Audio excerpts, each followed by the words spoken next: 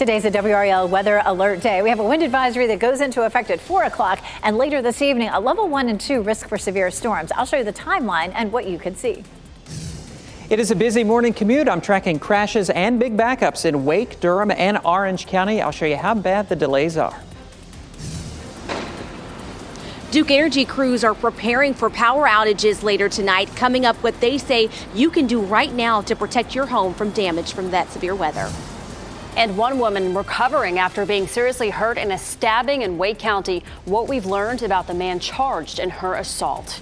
We have that and a lot more to get to for your Friday WRAL Weather Alert Day. I'm Michelle McConaughey. And I'm Jeff Hogan. Thanks for spending part of your Friday with us. You saw it right there, the Weather Alert Day here, third one in a week's time. Elizabeth Gardner in the WRAL Severe Weather Center with who's affected by it. And everybody's affected by this one. We have a level 1 risk in our northern counties, and then from the Triangle area southward, it's a level 2 risk. The difference between today and Tuesday was a level 2 and 3 risk. So that really bumps up the amount of severe weather we tend to see. So we'll still have the potential for damaging winds. We just may have fewer instances of it than we did on Tuesday. We have a wind advisory that begins at 4 p.m. and lasts all the way until 6 a.m. on Saturday. This afternoon, winds gusting up to 30, but overnight tonight, winds gusting 40 to 45 miles per hour, even after the storms have moved through. The system looks a lot more dramatic than it did this time yesterday. We have tornado watches that are in effect. We have tornado warnings, severe thunderstorm warnings along that line as it continues to move closer to us. As it gets closer, we'll start to see clouds thickening up after lunchtime. We're looking at mostly sunny skies this morning, some high thin clouds certainly.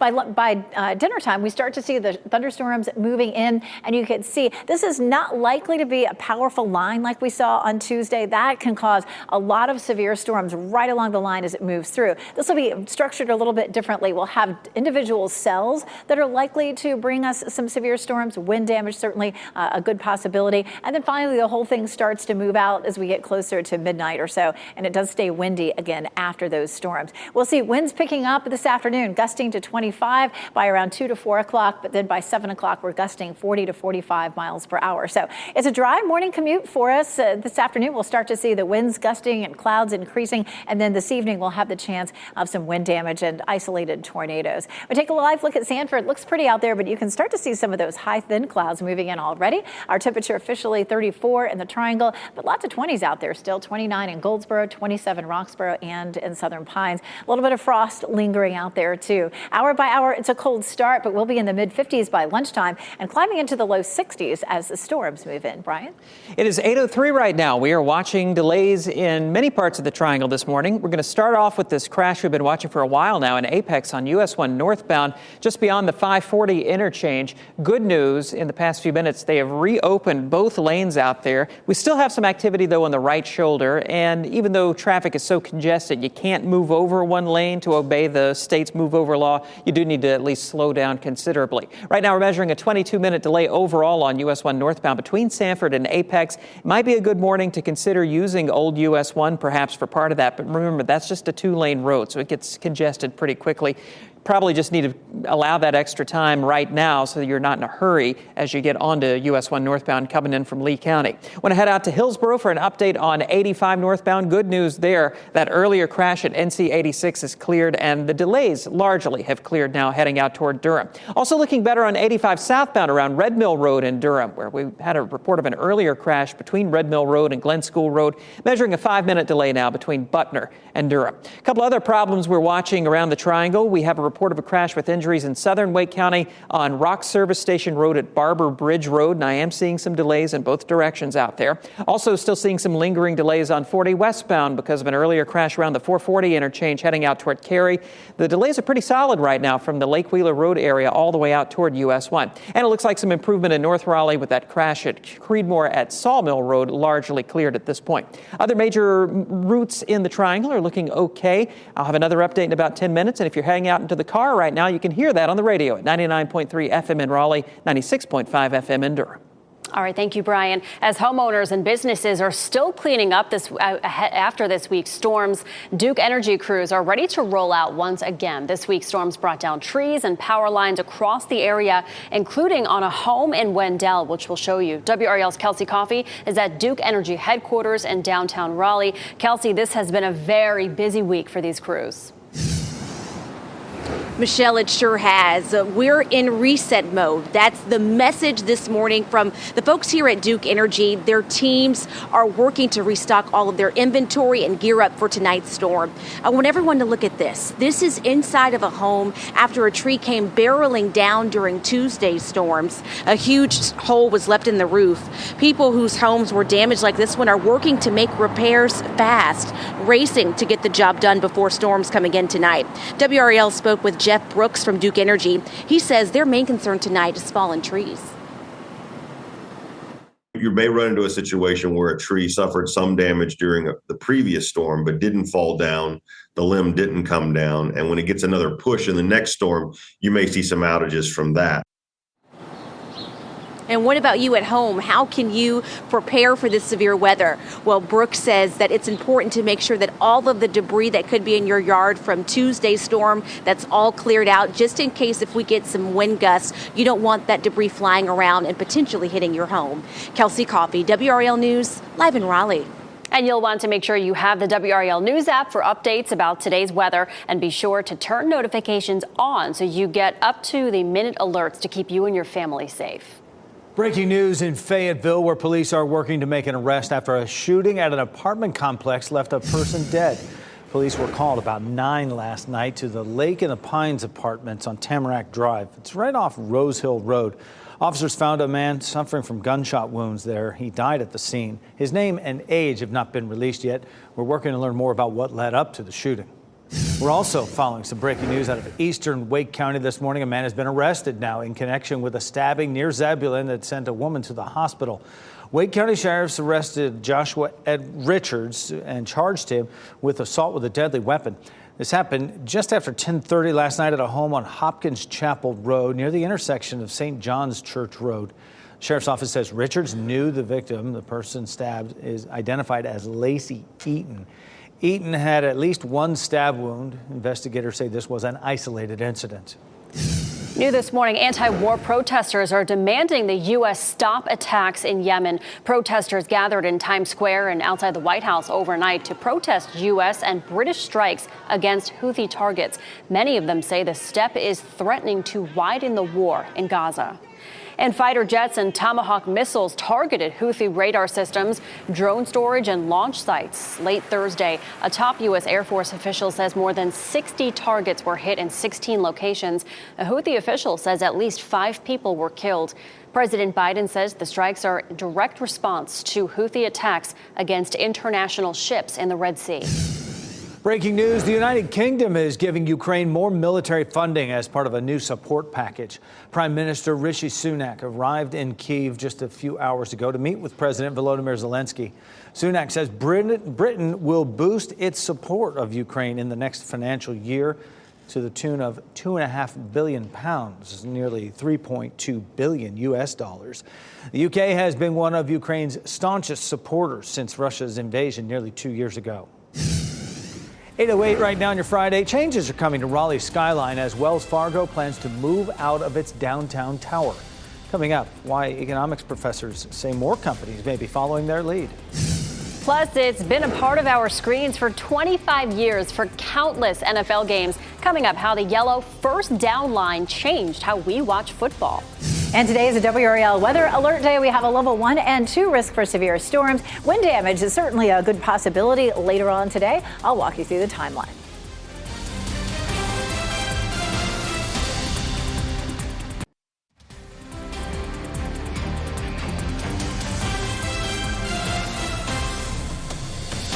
We're at 8:12 right now on your Friday morning, and you can see some thin clouds up there above Wilson. I don't know if those whirligigs are spinning or what. We don't have much of a breeze out there, I suppose. So no wind chill. That's a good thing. Elizabeth Gardner in the WRAL Severe Weather Center right now, because it is a WRAL Weather Alert Day today, the effects of which we will see later. Yes, boy, those whirligigs will be spinning fast as we get into the afternoon as our gusts start to climb to 25, 30. And I'll kind of walk you through that coming up in a minute. But let's take a look. A level 1 and level 2 risk for severe storms. We have the potential for damaging winds. That's going to be our biggest threat. It'll be a little different than Tuesday. Tuesday, we had a level 2 and 3 risk for severe storms. So we'll see fewer instances of wind damage, but there'll still be some out there. We can see some trees down, possibly on houses or cars, causing power outages, but it'll just not be quite as widespread as Tuesday. We do have a wind advisory that kicks in at 4 o'clock, lasts all the way to Saturday morning. So it's going to be a windy night even after the thunderstorms move on through. This storm is really getting cranked up. It looks a lot more powerful than it did this time yesterday. So we're looking at tornado watches there in the red shaded area. Currently, we have severe thunderstorm warnings and tornado warnings going on along this line south of that warm front ahead of the cold front. So this storm has a history of producing some dangerous conditions, also producing some snow up into the northeast. We'll take a closer look at that in a minute, but you can see that red box there. That's a current tornado warning. The yellow boxes are our current severe thunderstorm warning. So again, this system has a history of producing severe storms. It's more likely as we get closer to 9 o'clock. You can see this colored area as this moves on up into our area. This is where we'll have the best chance of enough energy to have some damaging storms. And that happens between, say, 9 p.m. and 11 p.m. Not that we wouldn't see some isolated cells that could produce damage ahead of that, but that just looks like our most likely window. By 5 o'clock, we're starting to see that rain moving in. And instead of a big, powerful line like we saw Tuesday, we're going to see more individual cells popping up that could produce some wind damage. That tends to be a little less powerful than the line of thunderstorms that we saw on Tuesday. But nonetheless, we could still have some trees down or even some isolated tornadoes. We won't likely see as much rain as we saw Tuesday either. We're looking at an average of about half an inch of rain. There may be some spots that are a little bit drier or a little bit wetter. Roxborough is showing up at an inch right now, and Goldsboro is showing up at about 1/4 of an inch. So it's going to be, somewhere in between. Our wind gust forecast starts to pick up after lunchtime, gusting to around 25, gusting to around 45 overnight. And take a look at this snowfall potential with this system. That's going to be something that could cause airport delays through the weekend and into early next week. And behind that, we have some bitterly cold temperatures. Saturday, wind chills in the negative 30s. And we're going to be okay over the weekend, but we start to see all this cold air dropping in on us by early next week. We'll stop it right there at Wednesday. And look at that. Our wind chills drop into the single digits on Wednesday morning. That could change between now and then, but that is coming our way. Our high on Wednesday, 38. It'll be the coldest high since December of 22. So a big cold blast coming our way. For Martin Luther King Jr. Day, it's going to be a cold start at 32, at a cool afternoon at 48, but it does stay dry. Brian? 8:15 right now, Elizabeth. Want to head out to Apex. Good news there with that crash out at US 1 northbound just beyond the 540 interchange has cleared now. All lanes are open, and those delays are looking a lot better. Just a 3-minute backup overall between Sanford and Apex. So some good news there. Some of the other trouble spots that we're still watching include that earlier crash on 40 westbound around the US 1 440 interchange between Raleigh and Cary. The crash itself apparently is cleared, but we're still seeing some lingering delays, partly related to that crash, but also this is the time of day where we tend to see some congestion out there, especially between the Lake Wheeler Road area out toward US 1. About a 7-minute delay overall there on the south side of Raleigh. Taking a look at another crash, a minor crash over on the east side of town on Newbern Avenue at Corporation Parkway. I haven't seen any big delays showing up with that one. Also a minor crash up at North Raleigh that I'm watching at Falls of Neuse Road at Newton Road, apparently affecting southbound traffic on Falls. Still have that crash in southern Wake County on Rock Service Station Road at Barber Bridge Road. And it looks like we just had a report of an incident over in the Zebulon area, working to pinpoint an exact location there. That earlier crash on 85 southbound in Durham right around Glen School Road has cleared. Traffic is flowing a lot more freely through that area. And happening now in the WRAL Live Center, take a look at this brand new video into our newsroom. A car ends up in a massive sinkhole in New Orleans. That's the business district. You can see the front end of the car completely in the hole, the back end and the tires hanging off the edge. Of course, this morning, crews are working to fill that sinkhole. Now, in recent days, this isn't the only one. A car and a school bus ended up in other massive potholes in that city. No word yet on what's causing these sinkholes to open up in New Orleans. Of course, that city is below sea level. So if you get any updates on this story, we'll keep you updated here in the WRAL Live Center. All right, thanks, Ken. New Jersey residents are torn between waiting out flooding and moving to higher ground. This is video showing one man's basement flooded with water from a nearby river trickling right through his back door. The water has also taken over his backyard, about 2 feet of water there. Officials in Paterson, New Jersey say 18 streets are closed and more could close soon. People there are watching and waiting for the river to crest and the flooding to potentially get worse. Hunter Biden pleaded not guilty to 9 federal charges, alleging that he failed to pay over $1 million in taxes. Prosecutors say that he enjoyed a lavish lifestyle while engaging in what they call a tax avoidance conspiracy, where they say that he avoided paying $1.4 million in taxes. He has since paid back the IRS what he owed plus penalties. His trial is set for June 20th. He could face up to 17 years in jail if convicted on all counts. State authorities in Texas are blocking Border Patrol agents from several miles of the U.S.-Mexico border. The Texas National Guard is adding razor wire, fencing, and gates to shut off access to part of the Rio Grande and Eagle Pass. This happens as the number of migrant encounters in the area is down to about 500 a day. Less than a month ago, there were thousands each day. Texas Governor Greg Abbott posted to social media saying he's making it clear Texas will be a tough place to cross into the country. After widespread demonstrations between pro-Israel and pro-Palestinian students on campus, 6 Jewish students are suing Harvard University over alleged anti-Semitism. That's according to the New York Times. The students claim professors have made anti-Semitism known in their courses and intimidated students who object. The suit calls for the removal of some professors. The university has not publicly commented on the lawsuit. Harvard is also facing federal civil rights investigations into allegations of anti-Semitism. New this morning, protesters interrupted Florida Governor Ron DeSantis at an event in Iowa last night. These protesters, 3 of them, disrupted the event before they got escorted out. One of them charged onto the stage from the front row holding a banner that said, "DeSantis, climate criminal." Security quickly tackled that man. DeSantis went on to blame the college system for the incident. 4 months after a deadly mid-air collision, the U.S. Navy's Blue Angels are preparing for a special event. 2 pilots were killed in an air race at the Reno Stead Airport last September. Members of the group were at that airport this week, where the 60th anniversary Reno Air Races Association show will be held in October. Organizers say an air show is less risky than an air race, but they're still stressing safety. The Racing Association says the races will no longer be in Reno, adding they should know where the next one will take place by the end of March. The city of Durham will soon add 20 new high-speed charging stations for electric vehicles. Durham has won a nearly $5 million grant from the Department of Transportation, announced to expand charging access. The new chargers will be installed near major highways like I-40 and I-85. It is part of a nationwide project. U.S. Transportation Secretary Pete Buttigieg says the Biden administration wants half of all cars and trucks on the roads to be electric by the year 2030.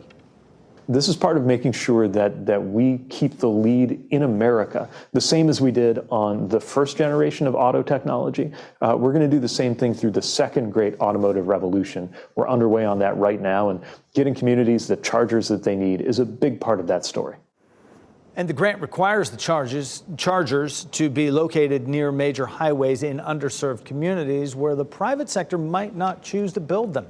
The locations have not been chosen yet. WRAL is returning to full service on Monday. The public transit system reduced several routes in September of 2022 because of an operator shortage. The 11 routes that were reduced to hourly frequency will go back to making stops every 30 minutes.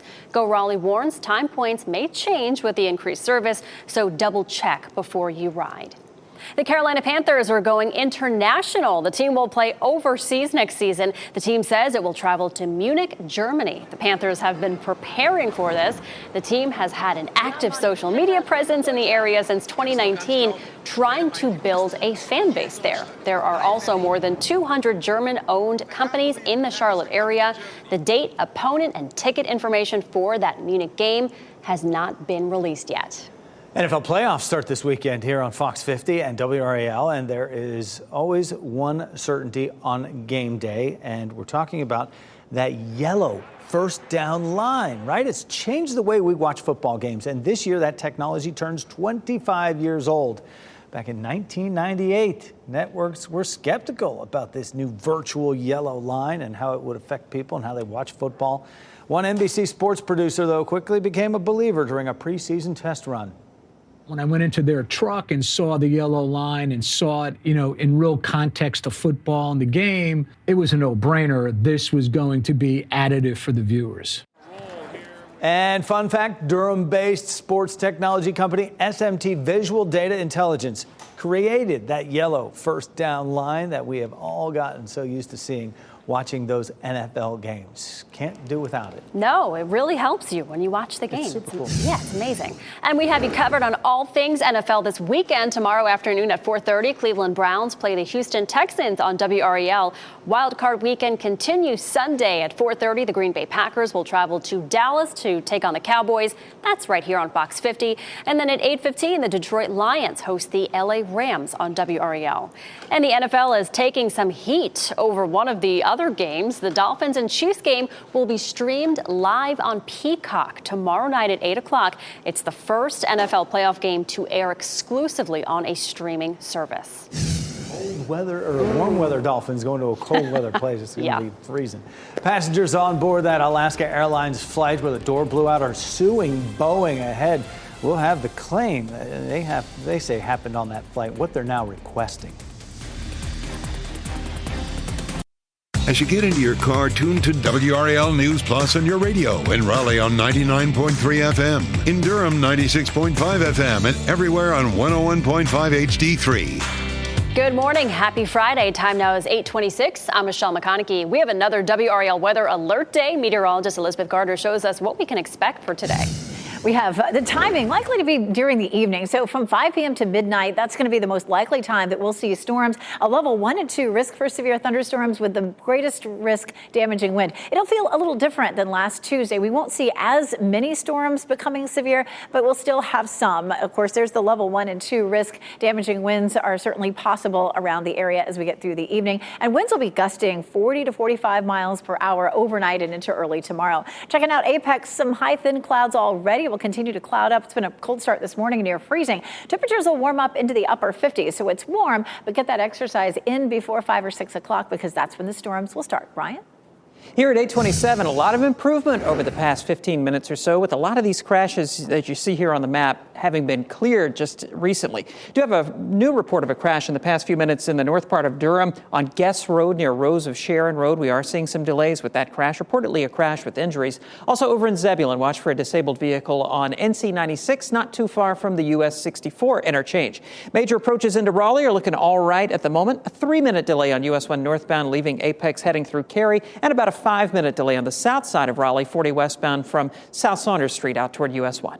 All right, thanks, Brian. People across the area are preparing for another round of severe storms. This comes after Tuesday's storms caused widespread power outages and trees damaged. Duke Energy crews are ready to respond. Their main concern are trees falling that are damaged from Tuesday's storm.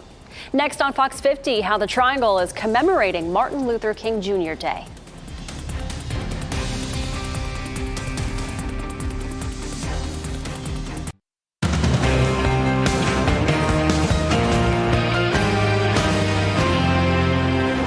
Today's a WRAL Weather Alert Day. We're looking at evening thunderstorms. A level 1 and 2 risk. Damaging winds would be our biggest threat. I'll walk you through it coming up. Duke Energy crews are preparing for potential power outages after tonight's storms. Coming up, we'll talk about what you can do at home to make sure that you can protect your home from damage. Today's the day. It is the end of an era for Kevin Guskowitz as he spends his last day as UNC's chancellor before becoming Michigan State University's next president.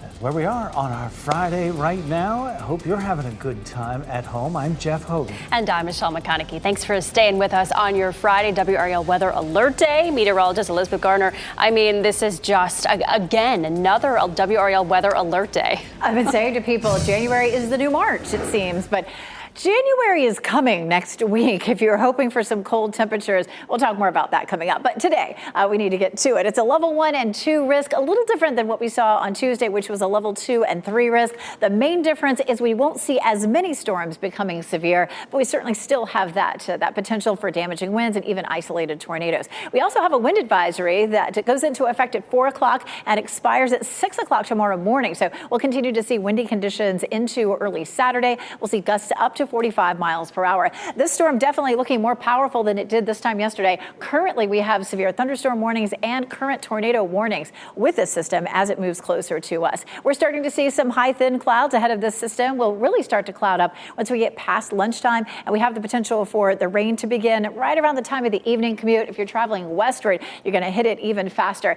These scattered cells, instead of one big line, are likely to produce some severe storms. But when we have that big line, like we saw Tuesday, that tends to be a stronger system. And so we still have the potential for severe storms, certainly starting at around 5 or 6, continuing all the way until midnight. And of course, we'll be tracking it for you all evening. When those storms roll through, turn on the TV and we'll show you where they are and what you need to do to stay safe. Winds will be gusting up to 40-45 miles per hour, but some of those storms could produce winds up to 60 miles per hour. It's a dry commute this morning. We'll continue to see increasing clouds with gusts up to 25 this afternoon. And then, of course, we'll have the potential for severe storms this evening with a few isolated tornadoes. Clouds are starting to thicken up a bit there with over Sanford, looking at 34 degrees currently in the Triangle. It's been a cold start with 20s to low 30s this morning. We're starting to see temperatures creep up. It'll be a fast warm up this afternoon, mid 50s at lunchtime to nearly 60 this evening as the storms come in. Brian? Elizabeth, it is 8:33. We're looking a lot better on our major routes around the Triangle with just a couple of trouble spots right now.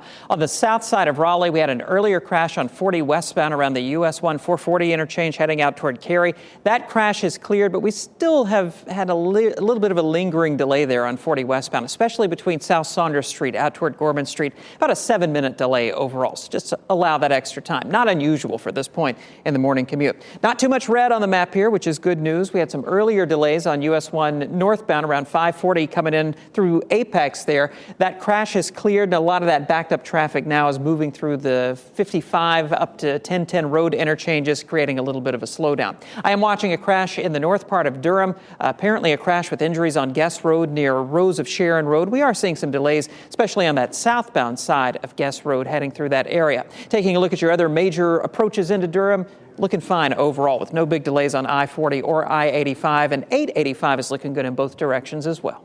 All right, thank you, Brian. Homeowners and Duke Energy crews are preparing once again for severe storms. This comes after a round of storms Tuesday caused widespread power outages and damage like this to homes in the Triangle.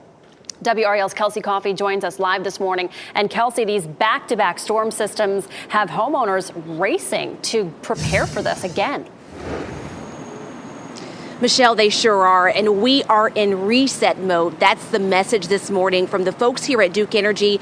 Their teams are restocking their inventory and gearing up for tonight's storm. I want everyone to look at this. This is inside of a home after a tree came barreling down during Tuesday's storms. A huge hole was left in the roof. People whose homes were damaged like this one are working to make repairs fast, racing to get the job done before storms come again tonight.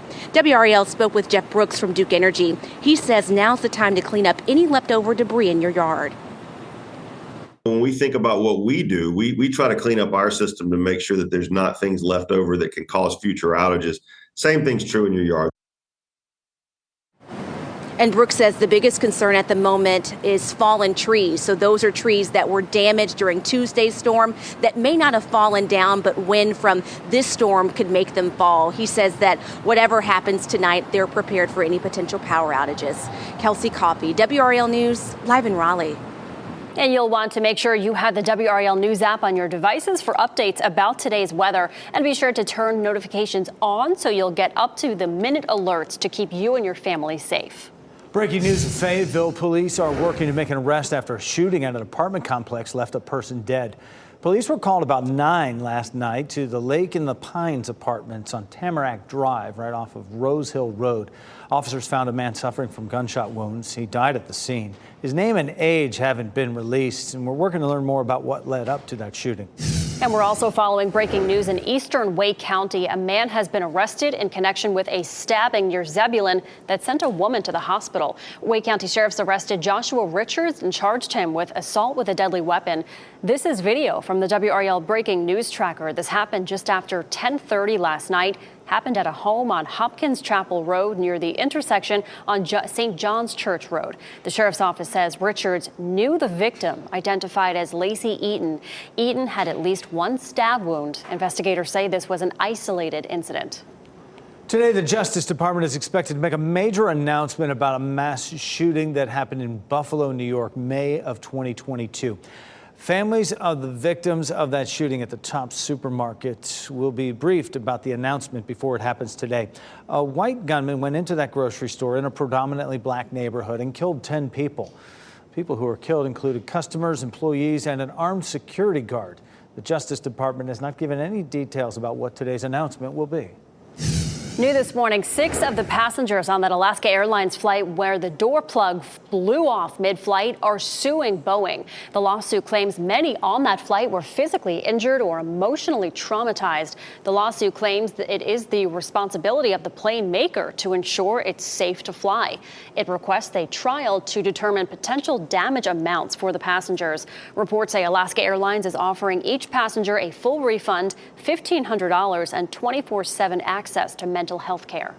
Breaking news, a Navy helicopter with 6 crew members on board crashed during a training exercise in Southern California overnight, but all 6 crew members survived.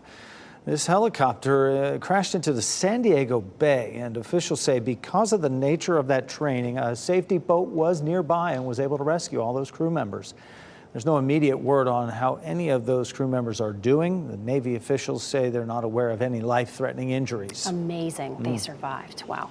Independent presidential candidate Robert F. Kennedy will be in Raleigh today to hold a rally. It's happening at the Marriott Crabtree Valley tonight at 6:30. Kennedy kicked off his campaign efforts earlier this month, hoping to land on the ballot in every state. As of right now, the only ballot he is on is in Utah. Today's the last day on the job for UNC Chancellor Kevin Guskowitz. He is leaving Chapel Hill after nearly 30 years at the school, including the last 5 as chancellor. He's moving on to Michigan State to become that university's president.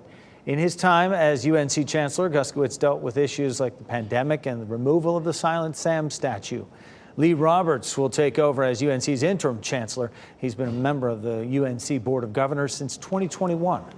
Monday is Martin Luther King Jr. Day, but celebrations start today in the Triangle. A wreath-laying ceremony will take place this morning in Raleigh at the Martin Luther King Jr. Memorial Gardens. This is video from a previous year's event. The Raleigh Interdenominational Ministerial Alliance organizes the ceremony, which is in its 44th year. That's happening in 20 minutes at 9 o'clock. And happening now in the WRAL Live Center, the highly anticipated Producer Price Index report just dropped within the last 2 or 3 minutes. Take a look at the headlines right here, courtesy of CNBC. Wholesale prices unexpectedly falling 0.1% in December. This is actually a positive sign for inflation. Let's see how the markets are responding this morning. This is, of course, Dow futures. All morning long, most of the Dow futures have been in the red. Right now, you see S&P, Dow futures, NASDAQ futures, all fluctuating between the red and green. Of course, the PPI report is a key inflation metric that the Federal Reserve will look at when that body meets again January 28th. We'll have the opening numbers in our 9 o'clock hour right here on Fox 50. All right, Ken, thanks. We look forward to that. A new study is showing just how much money plastic chemicals are contributing to the medical industry. Coming up, why doctors believe those chemicals could be linked to chronic disease and death. Plus, a new high-tech creation could help end feelings of isolation and loneliness. Coming up, the new technology that lets you view large 3D holographic images of loved ones in your home.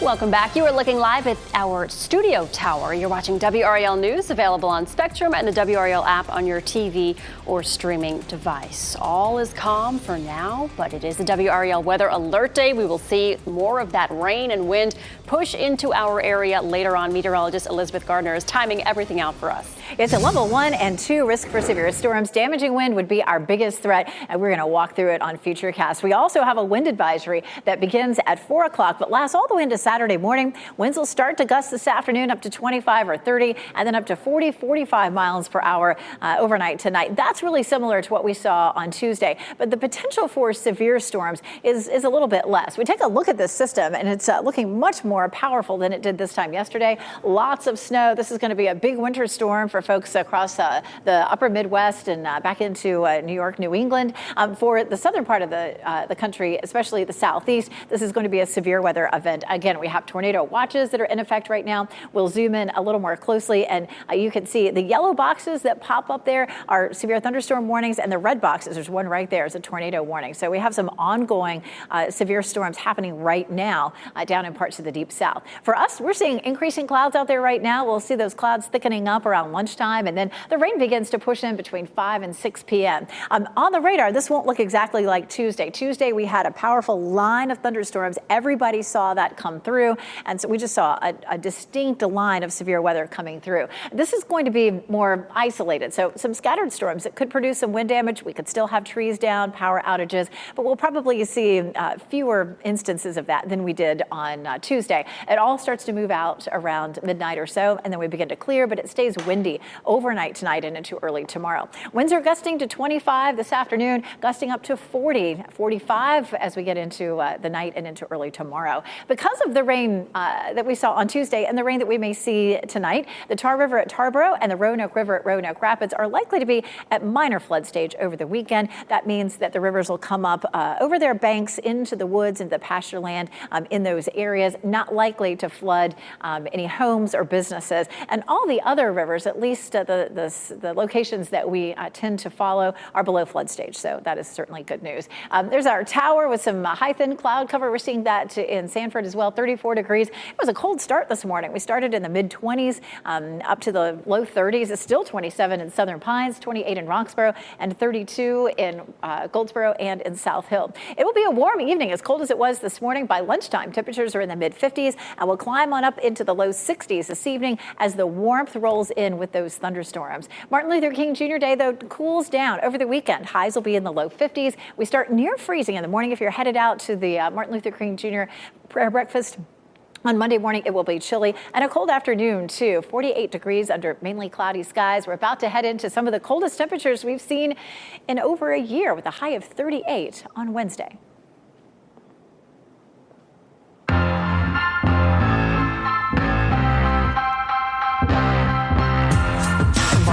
Junior Day is Monday. There are lots of ways to remember, celebrate, and do service this weekend. WRAL Lifestyle editor Kathy Hanrahan has the details and Out and About's best picks for the weekend, starting with MLK Dream Fest happening in Cary. Cary has a lot happening this weekend, okay? Their Dreamfest celebration kicks off today and runs through Monday.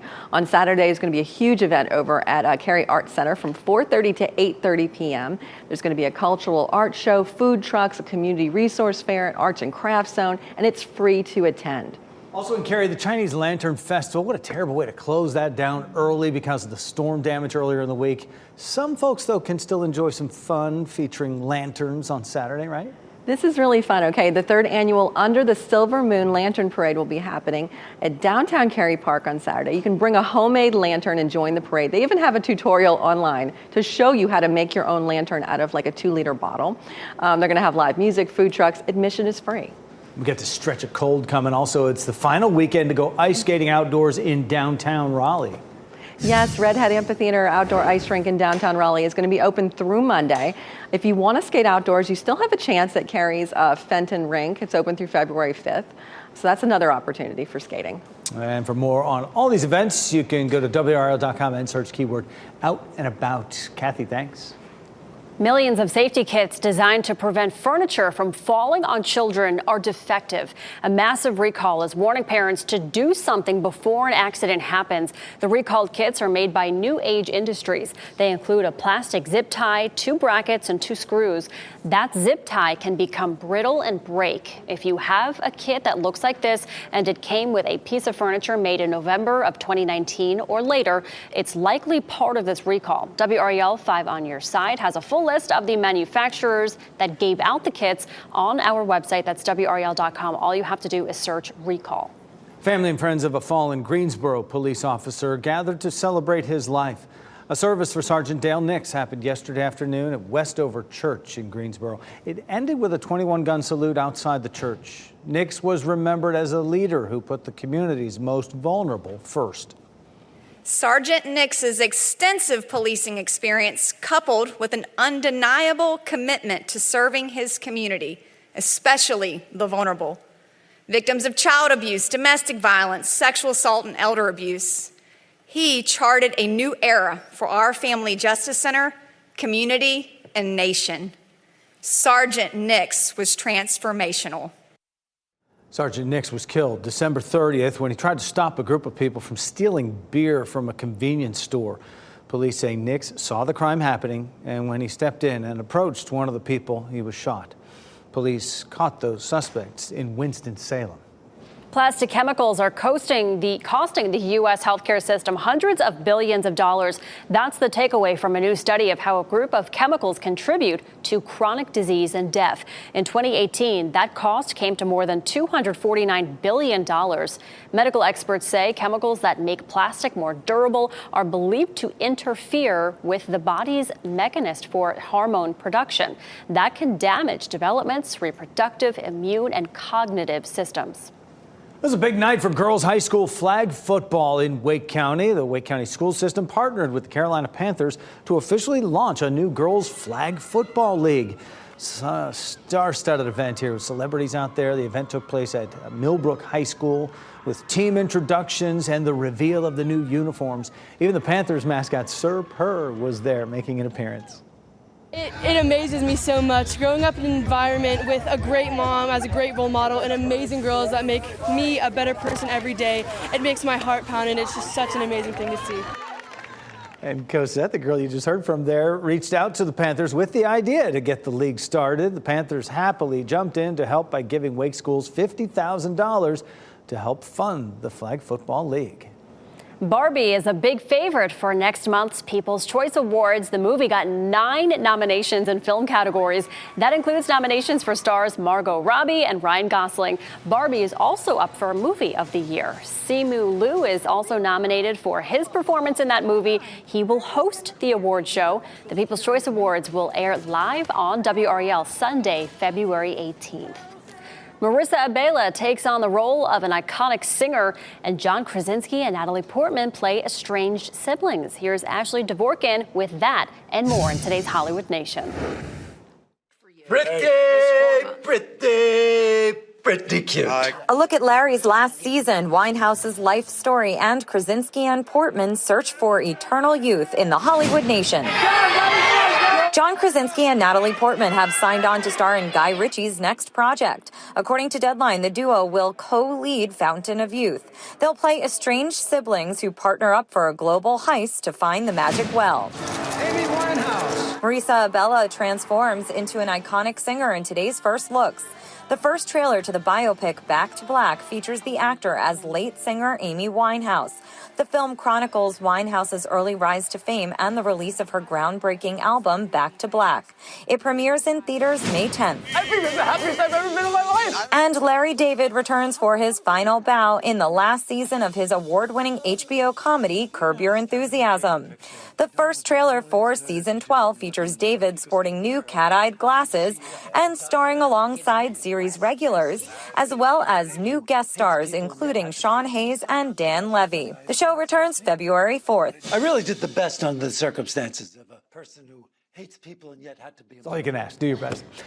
This next story is something out of a sci-fi movie. It seems like it anyway. Look at this new technology. They are called hollow boxes. And a company out of the Netherlands created this technology. It's like a hologram. People can create 3D hologram images using a camera, and their image can be projected anywhere in the world if you have a hollow box and Wi-Fi. Creators hope this technology will help end feelings of isolation and loneliness. I don't know about that, but it's cool. It's interesting. Before we go to break, here are your winning lottery numbers. We'll get another check on weather and traffic next.